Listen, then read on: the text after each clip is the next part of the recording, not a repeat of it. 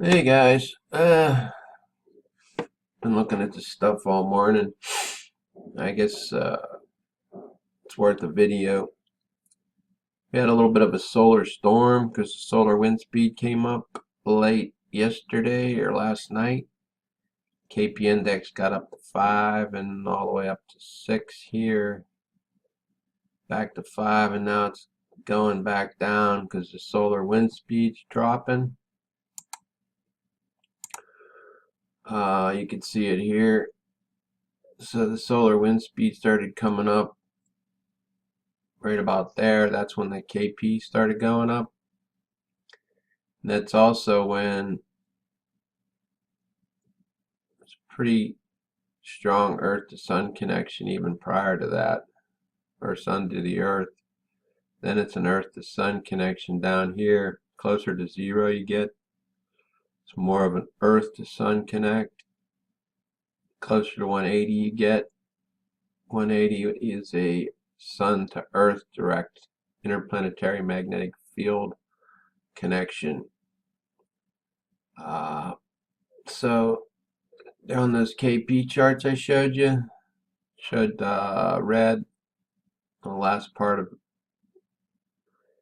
yesterday, and then it went to yellow for a couple hours, then it went back to red. And you can see the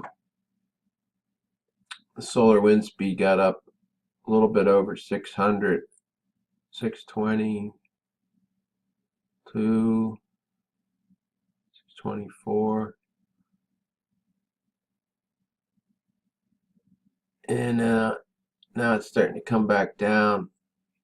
You can see how the density spiked because when the solar wind started to come up, the density from the nemesis pushing the solar wind back toward this Discover satellite, which is out at the L1 Lagrange point, caused the density to start really piling up. And then as the solar wind speed gained momentum, you can see the densities coming back down. So basically it like cleared that log jam. If you can picture two flows of water, and the flotsam and jetsam gets caught in between, but then when one flow gets stronger than the other, it starts to push it out of the way. That's the best way I could describe that. You can see the phi angle's crazy. It's all over the place. But generally, I mean, it goes up to 382, 386 there, 355. I'm looking at these numbers here in the blue. No, it's all over the place. The magnetic field connections we're having. It's between Nemesis, the Sun, Earth and the Sun, and Nemesis and Earth. I don't know. It's crazy. But anything above 180 indicates a backside connection with some type of a solar body. So you can see the interplanetary magnetic fields all a scramble. And here's what I'm talking about. The ACE and the Discover satellites, they sit out here at the L1 Lagrange point. This is 930,000 miles in front of the Earth. There's like a little saddle here. They go round and round, ACE and Discover.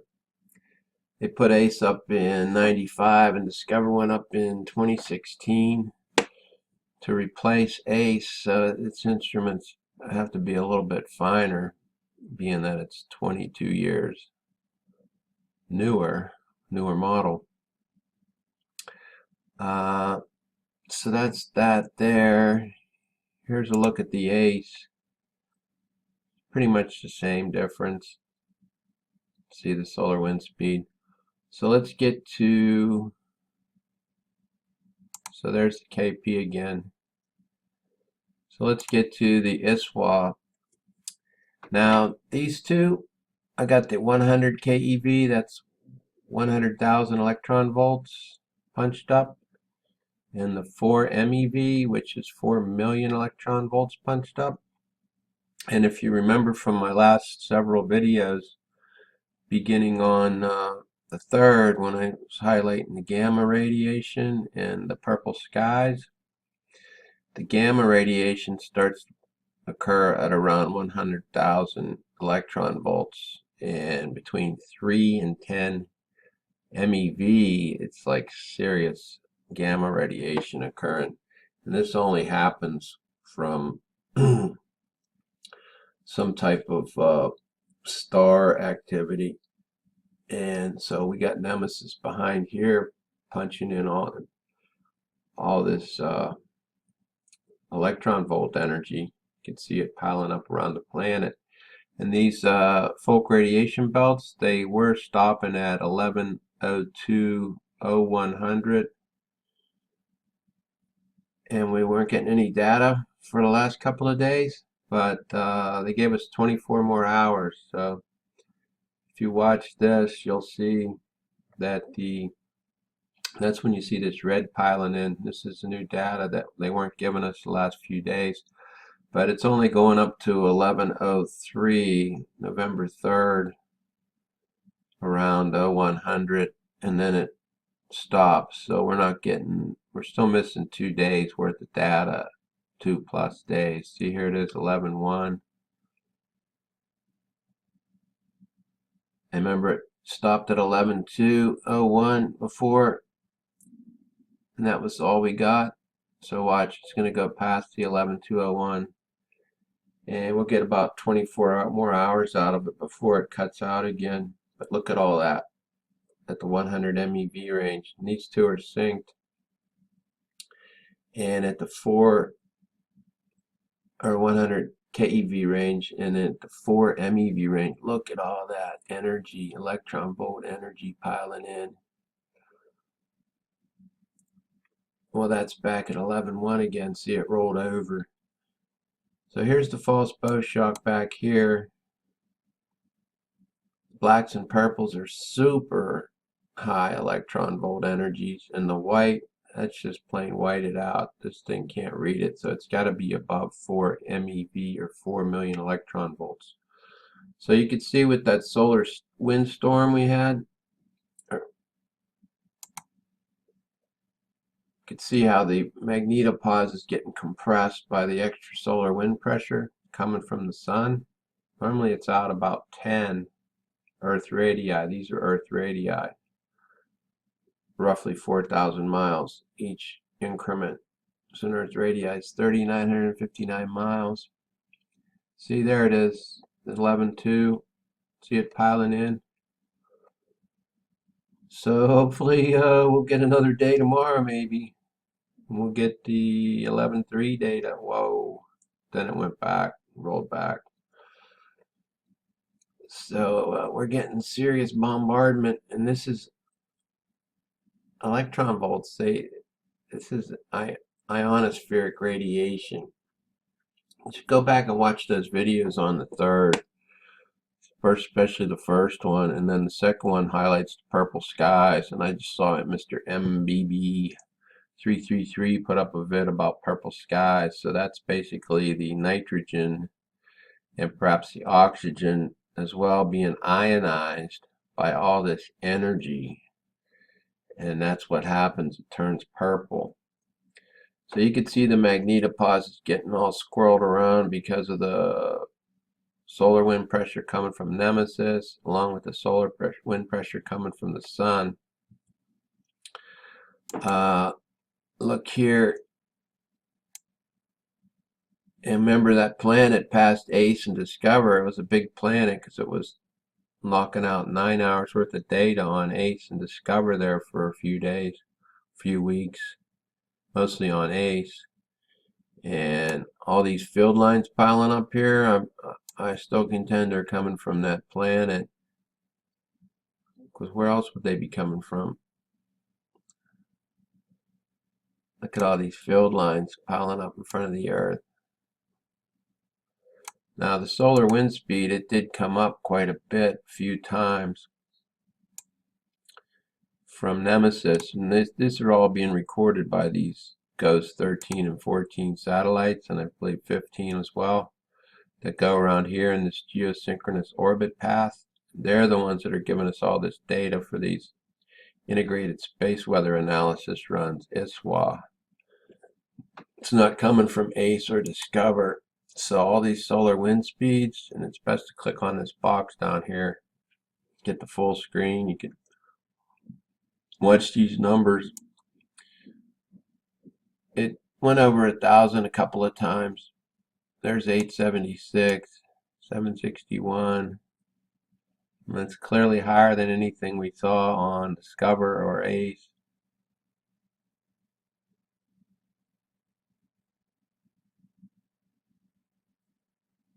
So there's 1,089. So let's see what this looks like at 105.39.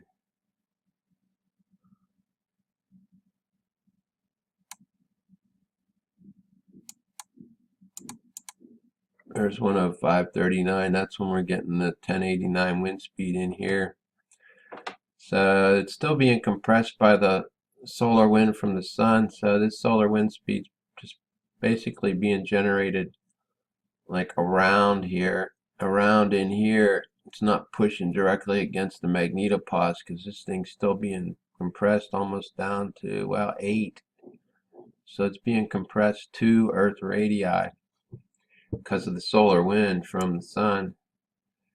Now watch, keep an eye on this. You can see the solar wind from the sun, the elevated solar wind speed still having an effect, and then it really knocked it down. Really knocked it down to about 7 Earth radii. So that's 3 Earth radii got knocked down. And it's staying down. And it got knocked down definitely to 7. Look how it flattened out there. Let's see what it looks like at 449 on here. And watch these solar wind speed numbers, because they go over 1,000 several times. There's one at 1046. But we're looking for 449. 1105, 449, there was 9 something. So they don't always relate to direct pressure on the backside of the magnetopause. That's what I was looking for. 449. Okay, there's 449. So this thing's getting knocked way back, so the solar wind there's not that high. There's one. 956. It's only a few seconds later, 30 seconds later. So you could see that 534, it's still getting all jumbled up.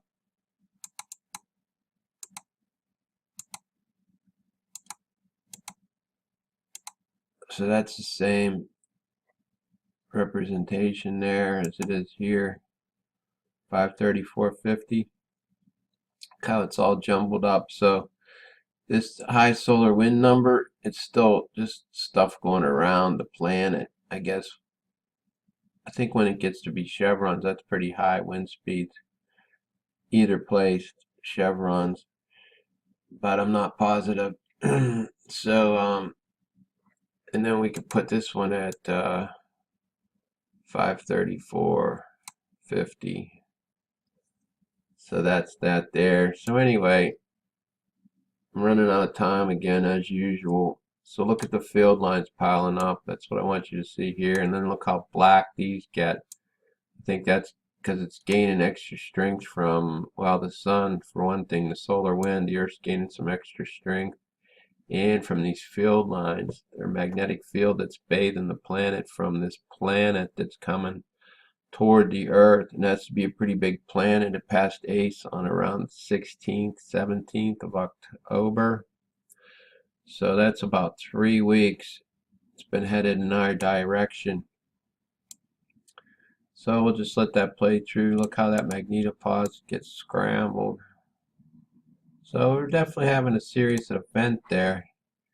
And then you can see it here too on geospace weather. This is the last 3 hours. Still got quite a bit of pressure from the front side and quite a bit of pressure from the back side. This is the latest GOES 16 for today, or last night, 11 p.m. UTC. You can see that still picking up the reflection off of that planet or whatever that passed him that passed in the purview of these weather satellites in this geosynchronous orbit. Okay, running out of time. God bless, peace, and I'm out.